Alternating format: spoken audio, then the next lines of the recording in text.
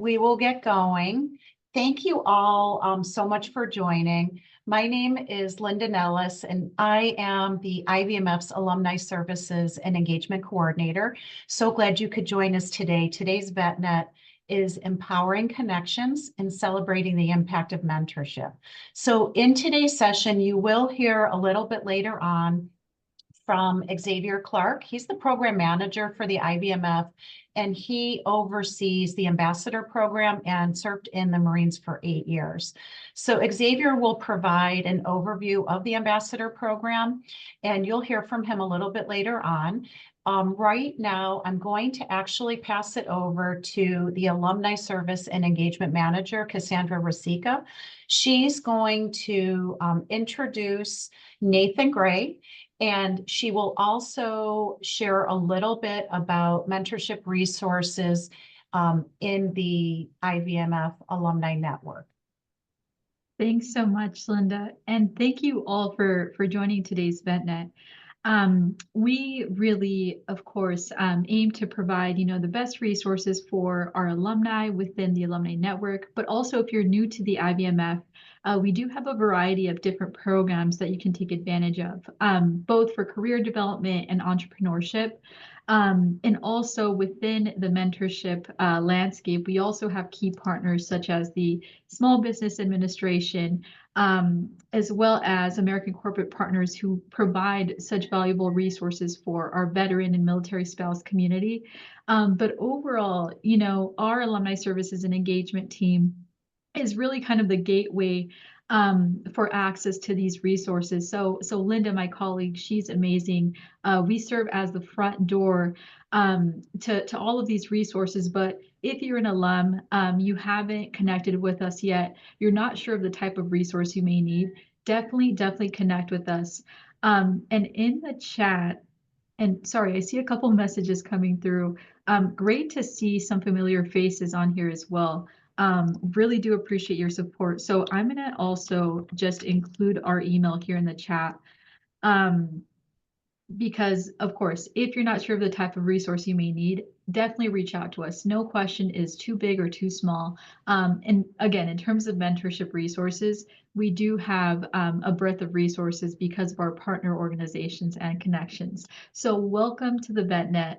I do want to go ahead and introduce Nathan Gray.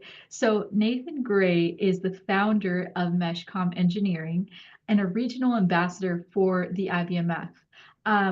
So he's also, among all things, among being a veteran himself, a wireless communications expert with a passion for software development. And then also, since the age of 9, Nathan is deeply committed to applying his skills to tackle complex human and environmental challenges. He's deeply dedicated to serving and mentoring others, fostering growth and innovation in both personal and professional spheres. So outside of work, Nathan is a very devoted husband and a father to 6 children and 2 grandchildren. He's also an avid outdoor enthusiast. Among all things, he finds joy in trail running, hiking, bouldering, climbing, backpacking, fly fishing, and woodworking. So among all of these things, Nathan also within the ambassador program worked on an ecosystem landscape project that he may touch on in just a bit. But overall, Nathan, thank you so much for joining us. Want to pass it over to you for your insights and also perspective of how the ambassador program can help our alumni within these local communities.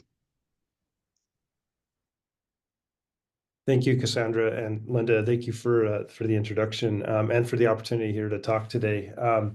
I've never done anything like this, so I'm just going to be upfront about that now. So hopefully this goes okay. And also, if there are questions or anything that come out of this, feel free to reach out to me at any time. I'll post my contact information here in the chat here shortly. So I guess what I'll do is I'll just share a little bit of my background. Cassandra already kind of touched on some of the high level things.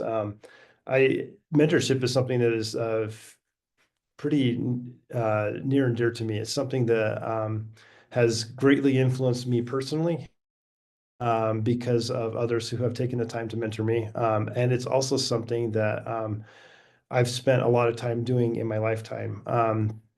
One of the things that I did for years while I was in the military and after I left the military is I actually worked with Boy Scouts all across the nation, actually, and worked with a lot of young men in that capacity. And so I'll share a few experiences from that, and I'll share a few experiences from my business from an entrepreneurial perspective, based off of what I really believe mentorship is. Before I kind of get started, I just wanted to give a little bit of an overview of my own personal views on mentorship and what that actually kind of looks like from maybe a more technical perspective. My point in doing that is really just kind of lay the groundwork. And then as I share the experiences, my hope is that you can identify some of the elements that I talk about here of mentorship in your own life, and then maybe be able to take those and see how they kind of work in real life. My guess here is that if you're on here, you've probably been a mentor, or you have had the experience of receiving mentorship. I think all of us have fit in that role at one point or time or another, maybe simultaneously. I really kind of look at mentorship as there's really kind of four types of mentorships out there. There's something I would refer to as sort of a proximity mentor. This is somebody who has a lot of wisdom and perspective, but they're in the same area as you, either the same job or same church or other organization that you work in or something like that. These are people that you know, that you look up to, that you can reach out to at any time and say, hey, I'm a little bit lost. What do I do here? And that you can just reach out. I think all of us have, to some extent, kind of this network of people around us that we can reach and tap into as needed. And they can be friends, close family members, or others. There's also another category that I refer to as sort of a mentor advocate. These are people that are kind of above you in a hierarchical perspective. Maybe they're a boss, or somebody in your network that can introduce you to others, that can help you. And in a business sense, that could be somebody that can introduce you to investors, but then also work with you to help prepare how to pitch your business and things like that. And then there are others even more formally than that, like formally appointed mentors. So, for instance, my business right now, we're operating inside an accelerator program called the Warehouse Business Accelerator, and as part of that program, we receive mentorship on a monthly basis, or actually more often than as often as we need it, on various topics as we're working to grow our business. And so that's become very valuable for us. And then there's one other category of mentors called external mentors. This is kind of how I refer to them anyway. These are people that are not in your day-to-day. They operate maybe in their own sphere of things, but can look at the challenges and things that you're facing in your life and offer a different perspective, maybe something that's completely out of the box, that might actually be really helpful. And in the technical world, that might be talking to somebody. If your business is focused in one particular industry or one area, getting somebody else's perspective from another industry or something like that, or another area of expertise, that can be super helpful in thinking about problems differently and how you could apply a different approach to move forward. So those are just four basic examples there. I look at from a mentorship perspective, there are a few pillars that I kind of consider what I would say are kind of the pillars of mentorship. So I think the primary one that we experience is actually within our family. Growing up, your parents, your older brothers and sisters, cousins, et cetera, uncles, aunts, whoever those influences are in each, and our families all look different, right? And then an extension of that is our community, a local community. That could be school, that could be church, or religious settings or whatever, or volunteer settings and things like that. And then in the business sense, there's a lot of areas where we have opportunities to both be mentors and receive mentorship. And I feel like that in my business, I've had exposure to both of those quite a bit. So I've definitely know that I don't know everything. And so, in fact, I don't know a lot. And so I oftentimes will reach out to others for advice on how to move forward in particular situations. And then the last thing I just want to touch on before I really start to share some experiences here is just some elements of a successful mentorship relationship. And it's really a two-way street here, is what we're talking about. There's when you're working with somebody, if you go talk to somebody or ask for some advice, I think having humility is a really key attribute. You've got to be willing to listen. You've got to be able to have empathy, both for the person that you're talking, and looking at their perspective from, but if you're operating as a mentor, you also need to have empathy for the person's situation in which you're working with them. And then there's honesty and trust, I think, are also very important in these relationships. You've got to be totally open about what is really going on, and you need to be able to trust the person that you're talking with. So this is very much a two-way street. This is not, one-sided in any way here. So a couple of things I just want to share. I'm going to share a couple of experiences from when I was working with youth in the Boy Scout program, and then I'm going to kind of fast forward into some of the business aspects of some things more recently here. So one of the youth that I had an opportunity to work with was an autistic young man by the name of Kenny, and he was really kind of awkward to talk with and be around. And really struggled to do some of the activities that we would typically do with these young men. And so these youth range, just from an age range perspective, so you have an idea, these are typically 14 to 18-year-old young men. And so he was probably 15 or 16 about this time when I was working with him. And we took these young men out on a hike, but not your normal kind of hike. We actually kind of went out into some backcountry where there really weren't any trails, and we kind of gave them an objective. And we all stuck together, but they had to kind of figure out how to get to a certain point on this route. And on this particular day, the route, it started raining on us halfway through the route, and it's monsoon season in Arizona. And we needed to cross some kind of scree boulder fields at the base of a cliff in order to get where we were trying to go to. And for this particular young man, this was actually a little bit scary because there wasn't really any major exposure. Most people would have looked at that and said, well, yeah, I can just walk across here. But for this particular young man, that was a little bit challenging for him. And as we were able to work together as a sort of a unit to help guide him across and get down to where we were trying to get to safely, this really began to build a layer of trust that he was able to latch onto, and it really began to pull this group of young men together.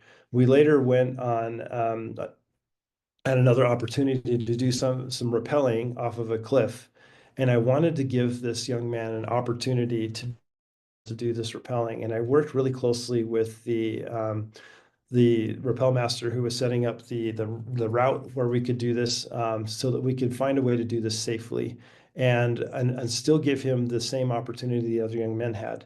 And we were able to successfully pull that off. And one of the comments that his parents made to me when we got done with that particular activity was that this is the first time that they had somebody really work with their son in a way that allowed their son to grow and to have the same experiences as the other young men. Most of the time, most of the other leaders would just say, well, you just can't do this one right here. But when we took the time to work with him, that really made a big difference, and it made a big impact in his life. And so that's one experience from those days. Later, as I've started the business, someone's going to have to tell me where I'm at with time, because I did not start my timer. So You're good, Nathan. Keep going. okay. So let me talk a little bit about mentorship inside what this has looked like inside my business. And I will tell you that for me, very quickly, I learned that I didn't know a lot. Um, and while I kind of knew that going in, I didn't realize just how big that gap actually was. And so I have had to constantly reach out and to find others who have been down this path and figured things out so that I could learn what I needed to learn. And but at the same time, I've as a founder of my business, I've also had to operate in a mentorship role as well. And so one of the first people we brought in into our business was an intern going to one of the universities nearby, and I started working with them to help. I needed some additional help on some of the engineering tasks that we were working on, and and so we started working with him for probably about a year and a half while he finished his schooling, and then when he actually graduated, we were in a position where we were able to hire him full time. And he has become an amazing asset for our business. And it's been lots of time and lots of training to do that. But because we were able to do that, we have gained a really solid employee that loves our business, that loves the direction that we're headed as a business, and has become one of the most important team players in our business. Really became our first true hire from that perspective. Um, Recently, I was working with another young man who I say young because just about everybody is a little bit younger than me. But uh, he had gone to some college, but got himself kind of messed up in alcohol actually, and and ended up in a really bad position. And I through some relationships in my family, got to know this young man pretty well. And when everything kind of fell apart for him, I was able to offer him an internship where he could be out of the house, where he could be focused on something good, and really start to work on that. To kind of start putting his life back together. And so we started doing that. And over the few weeks that started to happen, he really started to open up to me and really started talking to me about how bad this problem really was for him. And 2 weeks ago, I actually was able to take him uh, along with his wife and mother, actually get him checked into a rehab center. And when he comes back, he'll be able to have an internship role at our company again, and we'll be able to continue to work with him. And so uh, maybe from a business perspective, it doesn't make sense to do something like this. But I will tell you the rewards for working with somebody and taking them where they're at and helping them grow. Um, when he does get to the point where he can contribute in our business, he'll be an incredible contributor to our business. And yes, it's taking some time and some investment. And maybe you would say, when you're running a startup, do you really have the time to invest in that? And I really have taken sort of a people first approach to mentoring. I learned a long time ago in the Army that if you take care of your people will take care of the mission. And I firmly believe that in business as well. When we take care of the people around us, they will take care of the things. And I've always been able to turn, when I needed help, I've always been able to turn to help others. And so I can't operate in any other way. I've got to be able to give that same sort of help to those when it comes. And so, our second hire into our business actually was someone who was teaching school in the local school system, and had a pretty technical background, but wanted to move into industry. And when she had attempted to do that, she wasn't able to get a job in the industry because she just didn't have the industry experience. She had the school, the educator background, all of that stuff. But moving into actually moving out of that realm and into industry was actually very difficult. And so we actually brought her on as an intern to start with, mostly because we wanted to find out if this is something that she was going to enjoy doing or not, and if this is going to be a good fit for her. And within a month, we knew that that was going to be the case. And so we hired her and brought her into the business. And a couple of things that I've learned from this experience, at the time, I was doing most of the engineering work for the business, and I didn't have enough bandwidth to be able to continue to run the business as well as being able to do the work in the business. And so by bringing this person in and taking the time to train her and give her all of the tools that she needed so she could be successful, ultimately took a massive workload off of my plate. And we were able to also provide her with skills that were industry relevant that she can take anywhere she goes after this. And so this has been a really kind of a huge blessing for us in our business as we've moved forward here. Um, this last thing I want to share with you is kind of a personal story for myself. It's one of the things I did not realize was that the amount of stress that I was going to undergo trying to start a technical business and get it running. I did not have a comprehension for how much anxiety and stress that was going to cause me. And consequently, because of some of the experiences I had when I was in the Army, when I was in Iraq and things like that, I ended up about 2.5 years ago, maybe a little bit longer than that. I ended up in a very deep state of depression and really started battling some things that I thought I'd resolved from a PTSD perspective. And it got so bad that I felt totally disconnected from everyone around me. I remember a couple years ago, it was my birthday. I had been working all day trying to get some stuff done for a customer. And when I came upstairs to be with my family, it was as if I was kind of in the third person almost. It was like I didn't even really fully comprehend what's going on. It was like I was watching from a different perspective. And I didn't really understand what was going on at that point in time with me mentally, but I just couldn't feel anything. And that over the weeks that followed there, it got to the point where I was ready to just walk away from everything. I felt completely worthless. I've wondered what I was trying to do, get this business to get the business off the ground. In some respects, there was a lot of imposter syndrome I was kind of dealing with during this point. And I got to the point where I was like, I don't think this is going to work. It's time for me to walk away from everything, everyone. No one's going to, I just felt so worthless and no one that I didn't think anyone wanted to be around me.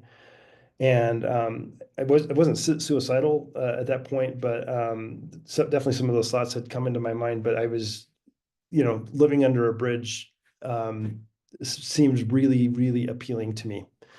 And and and it was tough. Like that, this was really, really hard at this point. It is about this time that a friend of mine kind of recognized what was going on from a perspective, and I'm not sure what triggered him or what clued him in. And he reached out to me one day and said, "Nate, let's go to lunch today." And so we started kind of a weekly thing of getting going to lunch and just talking and kind of working through some stuff. And in that process, he figured out that I had this latent desire to go fly fishing, and he was an avid fly fisherman. So we started fishing on the weekends. And in the course of that, I started getting some help as well and began starting to turn some things around. Just to give you kind of an idea of how dark things felt for me at that point in time, the first day that I remember feeling good and happy, it was almost like somebody had flipped a light switch in my brain. And for one day, I felt good and happy, happier than I'd ever remember feeling before that. And it only lasted one day, but it was a start. And over time, that began to become, a couple days, and then a week, and then over time, that just began to improve. And so my point in sharing this with you is that in order for me to get through this, somebody had to recognize what was going on around me and be willing to step in and sort of really kind of mentor and walk me through this particular phase of my life. And in some ways, it really probably saved my business, might have saved my family, might have saved a lot of things from going the wrong direction for me. And so this is a kind of a really close personal experience I had. And so going back to some of these elements of mentorship that I mentioned earlier, humility, empathy, listening, honesty, trust. If those elements weren't there in this particular relationship, I don't think I would have got through that particular phase of my life. And I think that it applies in so many different aspects of what we do and how we operate. Um, so I think that's kind of a lot of what I wanted to talk about from a mentorship perspective. I've probably got a few other experiences maybe I could share in this as well, but Cassandra, I don't know if you guys wanted to open things up for some questions. I know there were some questions that you guys had sent me at some point in time, so just kind of deferring to you at this point to know kind of how you want to go from here. Thanks so much, Nathan. Also, just want to say thank you for sharing, your impactful experience with mentoring. You mentioned a lot of great points when it comes to like the pillars of mentorship. You also touched on something I want to leave with the audience: take care of your people, and people would take care of the mission. So thank you so much for those great insights. I do want to open it up for questions. So if anyone has a question, definitely put it in through the chat. And we also have some questions here from registrants too that I want to touch on. So the first question would be, what qualities should veteran entrepreneurs look for in a mentor? What do you think is important, Nathan? I think the biggest thing, probably the two most important things are trust and honesty. I just don't see how mentorship could work, whether you're a mentor or a mentee, however you want to, whatever that word actually is. You just can't do it if you don't have trust, and if you can't be open and honest with the person and be vulnerable, then where does the growth come from? And I think to some extent we have to get out of our own ways. We have to let go of our pride to some extent and say, you know what, I really don't know this, and I really actually do need some help here. And so being willing to do that, I think, is probably the first giant step you have to take if you're going to go ask for help. But I think the same thing also applies as a mentor. Even as a mentor, you don't know everything. So you got to let go of your pride too. You might actually learn something in that process, right? So um, that was so yeah, I think that would be my perspective. Thank you, Nathan. And I see a question here from Jeremy and Taylor. So Jeremy asks, did your identity become entangled between you and your business? And if so, how did you overcome that? I don't know that I've overcome that. I, it's really hard not to have your identity in the business, I think, because the business really kind of becomes an extension of who you are. The unfortunate thing about that is that whether or not the business lives or dies also kind of gets tied up into your identity. And that's a really tough thing. To some extent, I think you do need to have a little bit of separation there with your identity, because the fact that, whether or not your business lives or dies really is not a reflection on who you are. But the cool thing about owning a business is that you get to take the best things of the world that you see around you, and you get to put them into your business. And so to some extent, from that perspective, you kind of want the identity to be there. But then from the other side of things, like, you've got to be able to also separate it. I cannot tell you that I have mastered that. I think I struggle with that a lot, to be honest. Thank you, Nathan. Also from Taylor, how did you set up your internship program? And then also, how did you advertise the program? Oh, great question.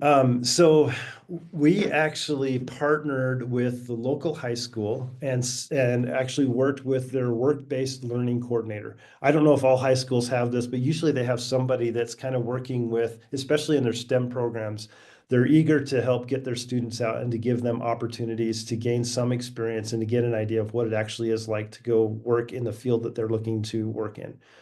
So most high schools will have somebody there that you can reach out to, and they're great for advertisement as well. That's actually and then the same thing with universities. Local universities are a fantastic resource. In fact, oftentimes there are grant programs to get connected with your SBDC office as well. So in our area, there's a woman that I frequently talk with that is well connected with the businesses and with the school systems and things like that. So you got to find that person in your area and then get connected with them, because they'll get you leads into how to get the word out about internship programs and get you connected with the right people at the colleges and the universities and so forth in your area.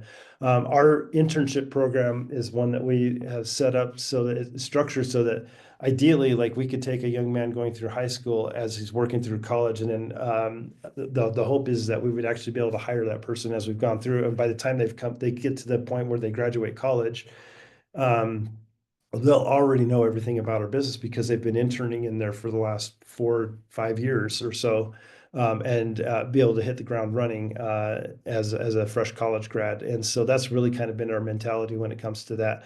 I um, I love having experienced people in my business, but I want the balance with new, fresh talent and fresh ideas. There's a really good synergy that happens when you have both of those in your business. If you have all senior folks, you can really get it can be really good, but it can also have present some challenges, and a lot of times you're stuck in ways that this is how we've always done this. This is the way we should go forward. And having the younger or guys come in with a fresh perspective can really challenge some of those assumptions and be really good for your team. Thanks, Nathan. Also a question from Rick. So, do you happen to have any thoughts on when or at what phases of business startup might veteran entrepreneurs seek mentorship? I think every phase. I think the reality is that no matter where you're at, there are going to be things you don't know. And probably the biggest thing that is hard, I think, for most founders is understanding what you do know and what you don't know, and questioning, if you think you know it, do you really know it? And even if nothing else, at least getting another perspective on some of the things that you might be encountering. Probably one of the best things that we ever did for our business. We sort of started off as a consulting firm about 7 years ago. And then I ran across the VIR program back when it was part of Bunker Labs before it became part of the IVM. And really how that happened was because I was getting desperate about it. It's like, I need other people. I know I don't know what I don't know here. There's a set of known unknowns, and then there's unknown unknowns. And I knew that there were a bunch out there that I was about to probably really screw up on if I didn't start getting some additional help and perspectives. And that's about that time when I ran into the VIR program, and getting in there really made a huge difference for me and my business, and gave me context of people that I still keep in contact with and reach out to this day. It's absolutely put us on the right path from a mentorship perspective, and at least gave me the resources of how to reach out and find the people that I needed to find. The other thing I'll just talk about, I guess, from a resource perspective, to find mentors, or at least be able to bounce other ideas off, is networking opportunities in your area. And networking can be really hard because you've really got to step outside of your shell. But they can also be great opportunities to meet new people that can be assets into your business at different phases. And so different networking groups can help you at different phases in your business. So I don't know if it's a great answer to your question, but that's kind of my thoughts, at least anyway. Yeah, Yeah, thank you. That was great. Thank you very much. Appreciate it. Yeah. great answer. And thank you so much, Nathan. I think, oh, there's another question here. So what advice would you give to someone who's hesitant to seek out a mentor or even become one? I think probably the biggest one is to try to let go of any preconceived bias or idea of how you think you need to move forward. Not to say that you shouldn't have some idea of what you think you should do, but be willing to set it aside when you're confronted with new information, if that makes sense.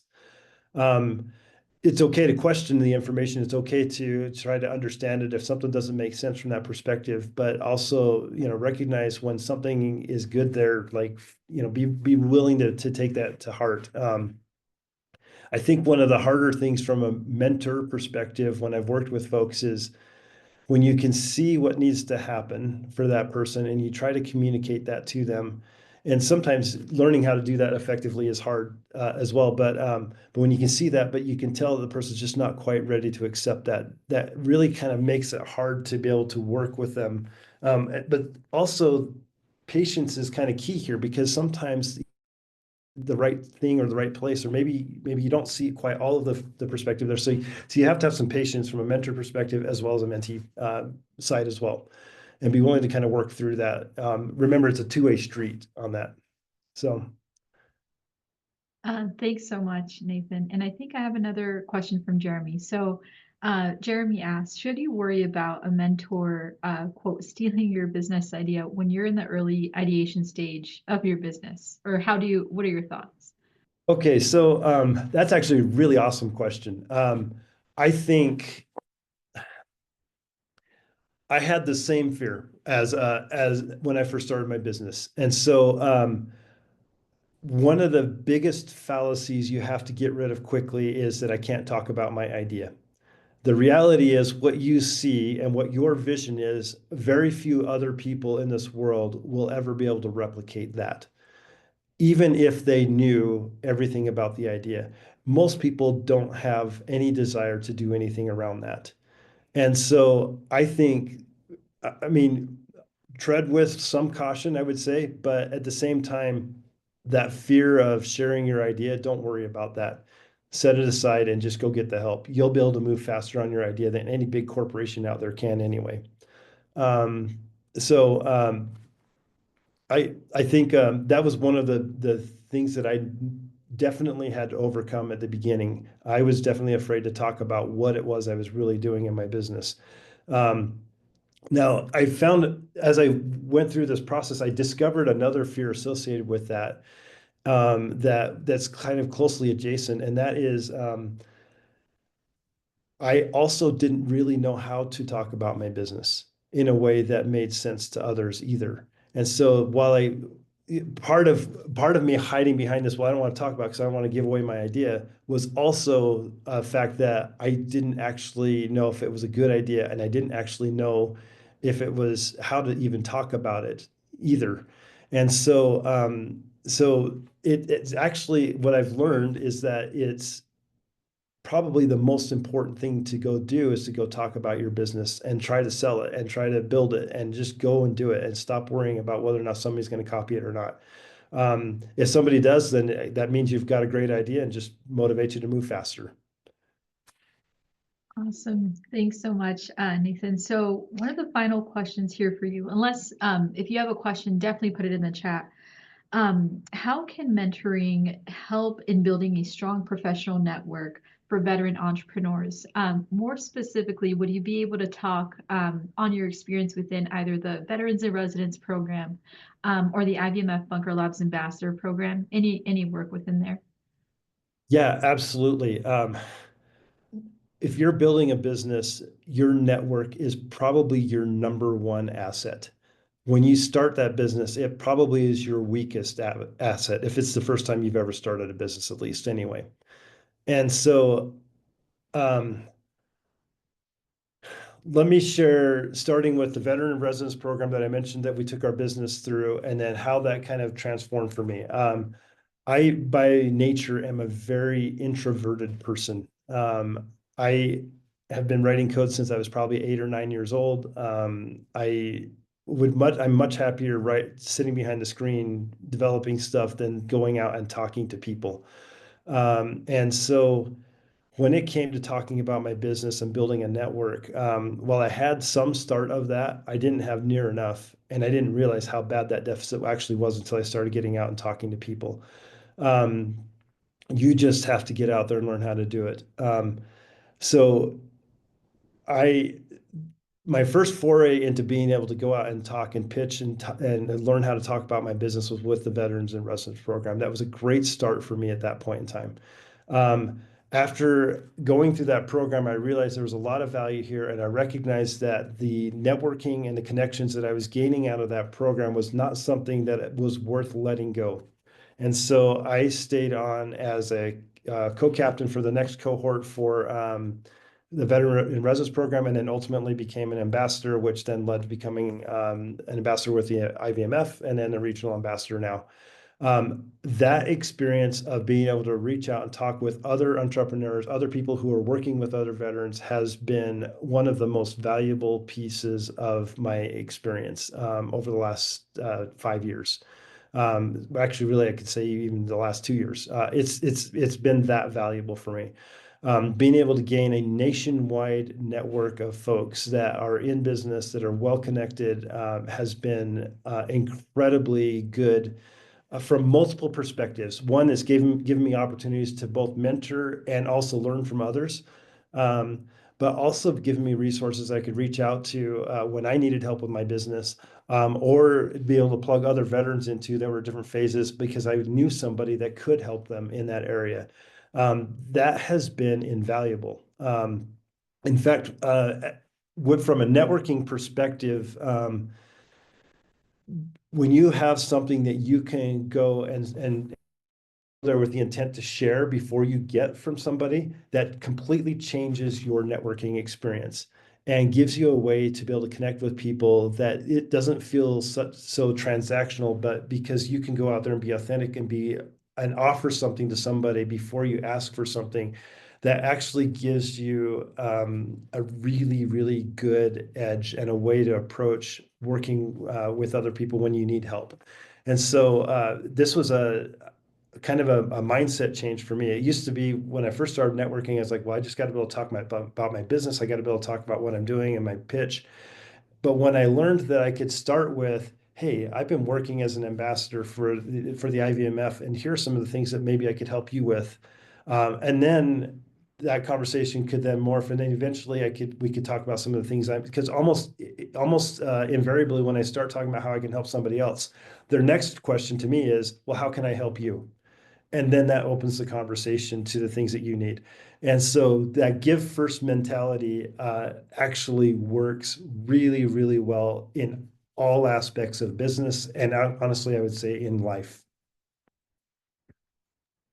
Thanks, Nathan. And lots of great points that you've highlighted, that give first mentality, and also brings me back to that two-way street of mentorship that you mentioned as well at the top of the call. But thank you for those insights. I do want to pass it to Jeremy again for that question before I move on to our last question. He asks, have you ever been told your idea is bad in any situation? Yes, many times. And usually not in those words, usually a lot more tactfully. But what people were generally trying to communicate to me was that, hey, that's a good start. Why don't you think about these things around that and see where that gets you? Usually what happens is, and this is the other reason why you've got to stop holding that idea so close to your chest, is because the reality is your idea that you're starting with is probably not the idea that you're going to actually be able to make a business out of. In fact, 99% of the time, I would say it's absolutely not. So the best way to test that idea is to talk about it. See what resonates with people, go and talk to 100 people. So I'll just share one other experience with my business. This is about 2 years ago. We were working with a really, really awesome customer. We had a couple of other prospects out there. But we decided, hey, we're just going to focus on this. I'm not going to worry about trying to get other sales and other customers in right now. We're going to be 100% focused and try to make these guys successful. Well, it turns out they went on us about 18 months ago. And because they went bankrupt on us, we didn't have a sales pipeline built. We didn't know how to talk about our product. We didn't know how to go out there and do anything with it. And we nearly lost our business because of it, actually. But it turned out to be one of the best things for us because it forced me to get out and start figuring out what I needed to do to save my business. And what I needed to do was go sell, even though I didn't feel like I had a complete product, even though I didn't feel like I had everything that needed to be in place, I had to go out and go sell. And so what I did is I started attending every networking event in the area that we could find. And we were broke, just so you know. It's like it wasn't like I didn't have an option to go to a conference and go spend $2,000 every couple of months on a new conference or anything like that. And our product wasn't mature enough to do that either. So I just started attending every networking event, every potential thing that I could find that might be pertain to our product. A lot of businesses out there have these showcases where they're trying to get people trained on their products and also build a share awareness of their products out there. That I found that to be actually a great source if it's in a related industry for finding potential customers, as well as being able to see what your product needs to be able to do. And so I just started hitting as many of these events I could hit. I would hit anywhere from three to my minimum number per week was three. And I tried to hit as many as 7 or 10 events a week, as much as I could. And I happen to live in the Denver metropolitan area, so that wasn't too hard. Um, and so what happened in that is my idea about my business changed dramatically over that time period. What I learned that I needed to do to be able to support and actually get business into my company changed dramatically because of that. Did anyone steal my ideas? Nope. No one stole my ideas. Um, but what happened is my idea changed and it morphed and became much better over time. And so we went from the edge of bankruptcy, where I would literally describe this as we got up to the edge of the cliff, we looked over it, kicked a few rocks over it, and said, wow, that really sucks. And we were able to turn things around. And we actually pulled off our best year ever in our business last year.